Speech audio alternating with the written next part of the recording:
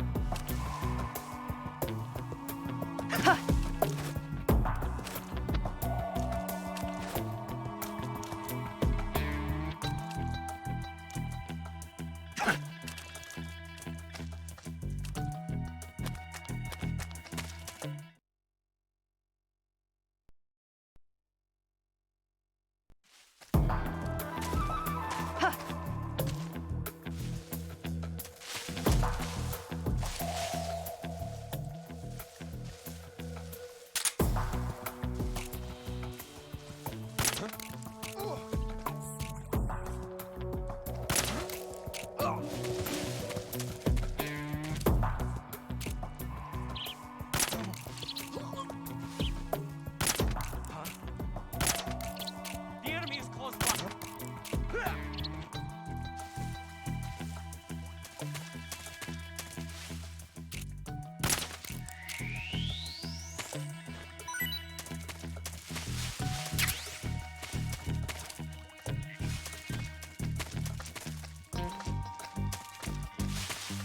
So tired.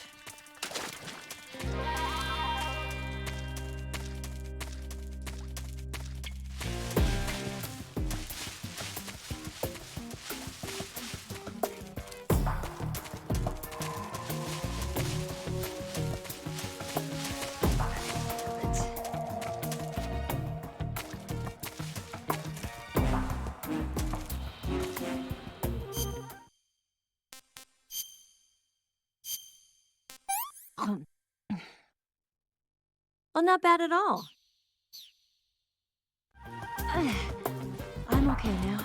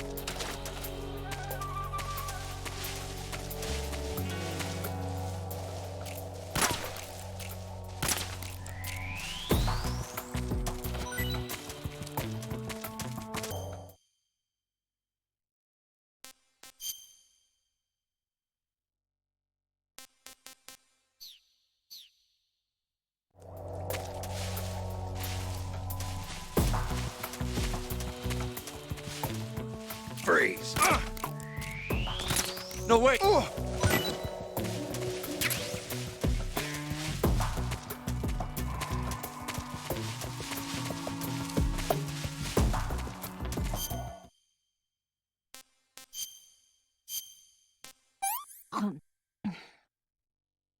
Hmm. I can go now.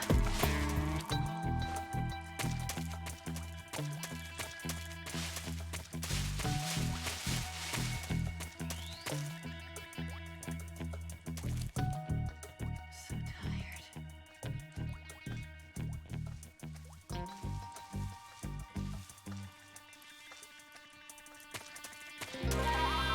I'm so hungry.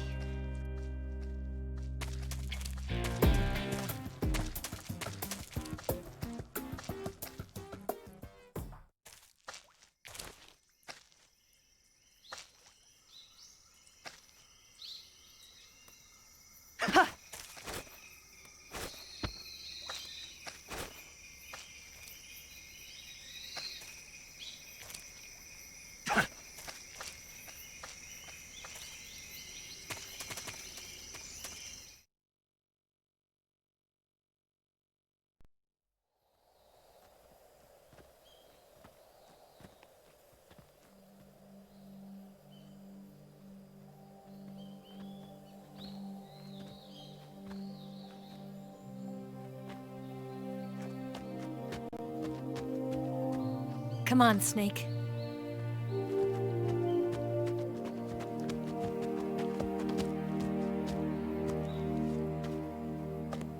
We made it. We made it. Over there.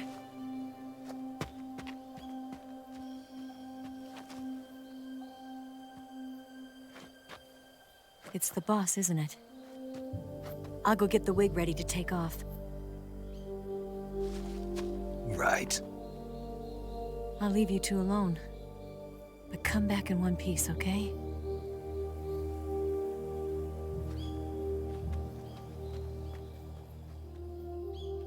Promise me!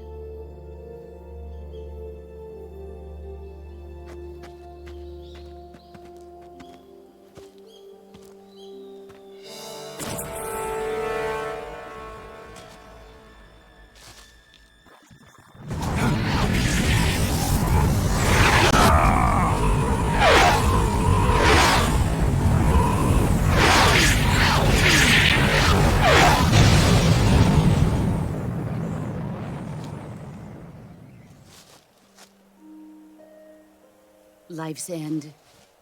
Isn't it beautiful? It's almost tragic. When life ends, it gives off a final lingering aroma. Light is but a farewell gift from the darkness to those on their way to die. I've been waiting, Snake, for a long time.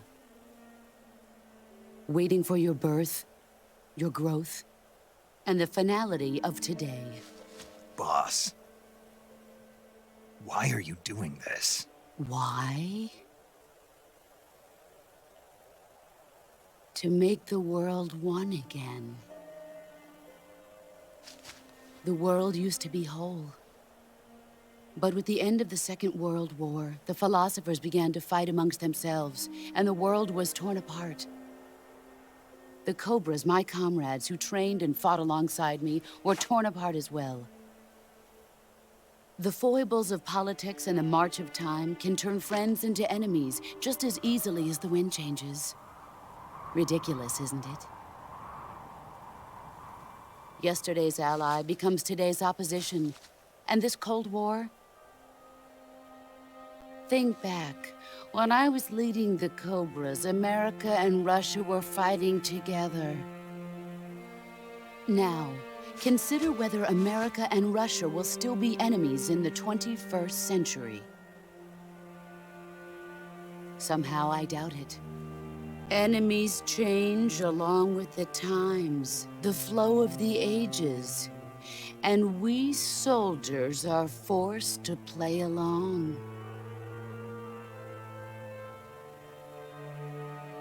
I didn't raise you and shape you into the man you are today just so we could face each other in battle. A soldier's skills aren't meant to be used to hurt friends. So then what is an enemy? Is there such a thing as an absolute timeless enemy? There is no such thing, and never has been. And the reason is that our enemies are human beings like us. They can only be our enemies in relative terms.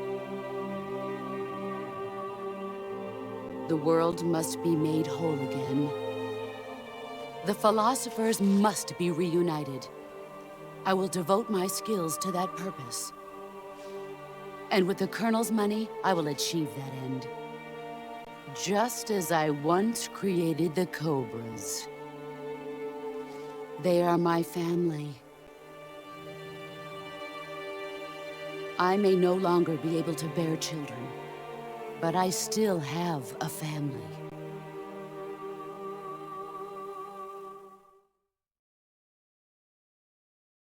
It was November 1st, 1951. I was in the Nevada desert participating in atomic testing. The name Nevada is derived from Spanish, covered in snow, white as snow. And snow is exactly what I saw in that Nevada desert. It froze my blood white. Snake, you were an atomic test subject, weren't you? On Bikini Atoll. That's part of the reason I was drawn to you. You and I are alike. We're both slowly being eaten away by the karma of others. We'll never have the chance to die peacefully of old age. We have no tomorrow. But we can still have hope for the future. In 1960, I saw a vision of the ideal future from space. 3 years earlier, the Soviet Union had succeeded in launching Sputnik, the first man-made satellite in history, into orbit. This came as a huge shock to the United States. In response, America threw everything it had into its own manned spaceflight project, the Mercury program. Even as the Soviets seemed poised to send their first man into space, America was still experimenting with chimpanzees and rockets. The government wanted human data.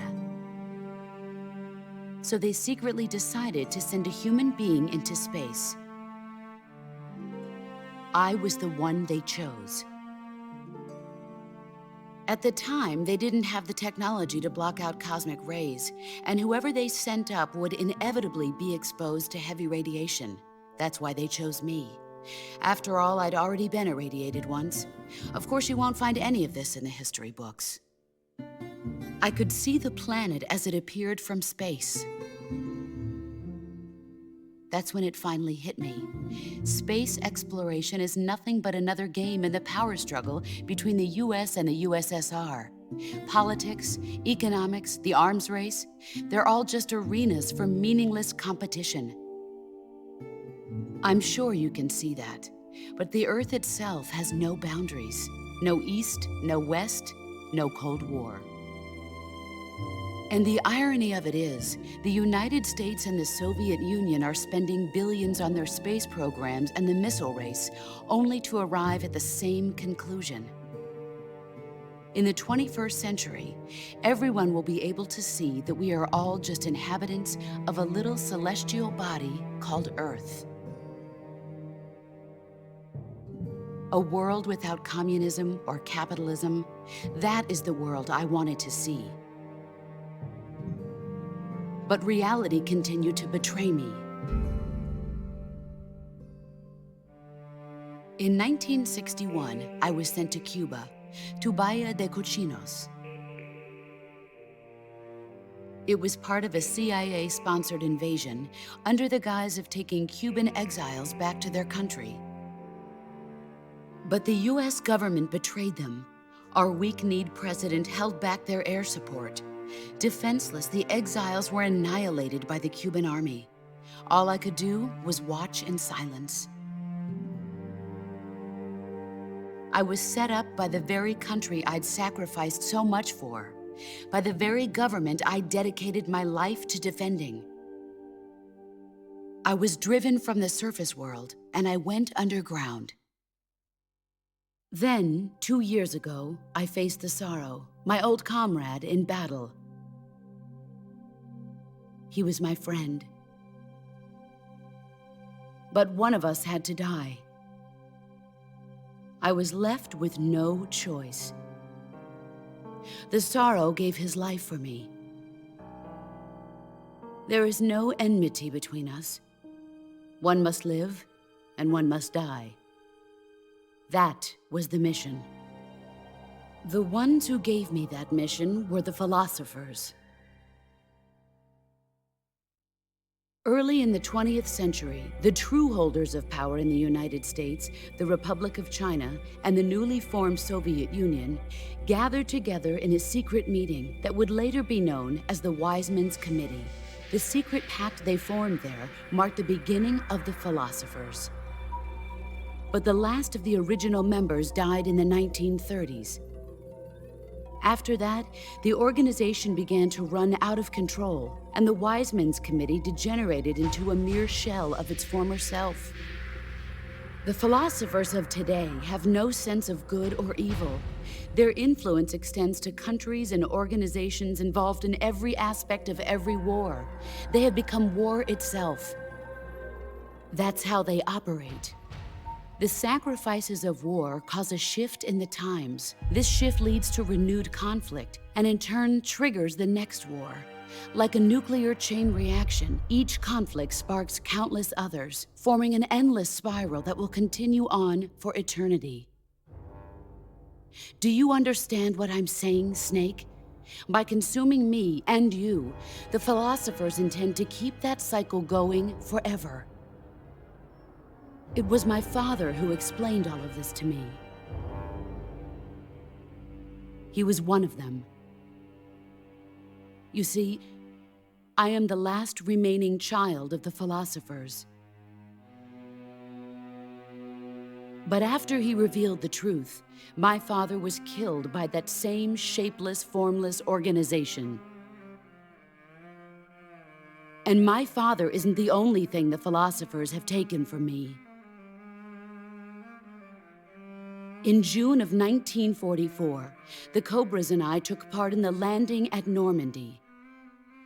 We'd been given a top-secret mission to locate and destroy enemy V-2 rocket installations. I was pregnant at the time.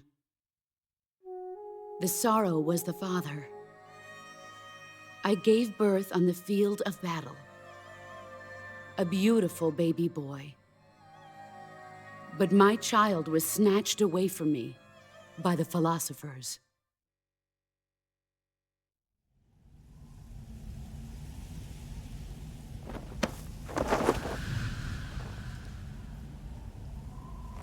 Look at this scar. This is proof that I was once a mother. I gave up my body and my child for my country. There is nothing left inside me now. Nothing at all. No hatred, not even regret. And yet sometimes at night, I can still feel the pain creeping up inside me, slithering through my body like a snake.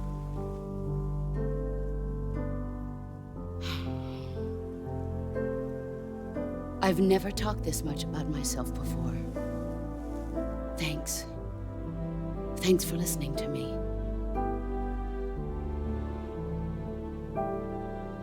I feel content. Snake, commence the operation. I raised you. I loved you. I've given you weapons, taught you techniques, endowed you with knowledge. There is nothing more for me to give you. All that's left for you to take is my life, by your own hand. One must die, and one must live. No victory, no defeat. The survivor will carry on the fight. It is our destiny. The one who survives will inherit the title of boss. And the one who inherits the title of boss will face an existence of endless battle. I'll give you 10 minutes. In 10 minutes, Miggs will come and bomb the hell out of this place. If you can beat me in less than 10 minutes, you'll be able to escape in time. Let's make this the greatest 10 minutes of our lives, Jack. Boss? You're a soldier. Finish your mission. Prove your loyalty. Face me.